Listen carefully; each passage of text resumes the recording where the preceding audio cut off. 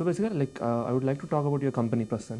మీ failure story కాకుండా first inflow గురించి మాట్లాడదు. పర్ఫెక్ట్. అది అయిన తర్వాత దానికి రిలేటెడ్ క్వశ్చన్స్ ఉన్నాయన్నమాట. So how did it start? మీకు ట్రిగర్ ఐడియా ఎక్కడి నుంచి వచ్చింది? నేను ఫెయిల్యూర్ మాట్లాడకుండా నా సక్సెస్ గురించి మాట్లాడలేను. ఓకే. ఎందుకంటే my success is all dependent on my failures. నేను ఫస్ట్ ఒక కంపెనీ స్టార్ట్ చేసిన, దానికి మార్కెటింగ్ ఎట్లా చేయాలో తెలియక ఫెయిల్ అయినా. నేను ఇట్లా చేస్తే వర్క్ అవుతుంది అనే దాంతో నేను సక్సెస్ అయినా. ఆ సక్సెస్ అయిన దాన్ని స్కేల్ చేయడంలో ఫెయిల్ అయినా. ఓకే.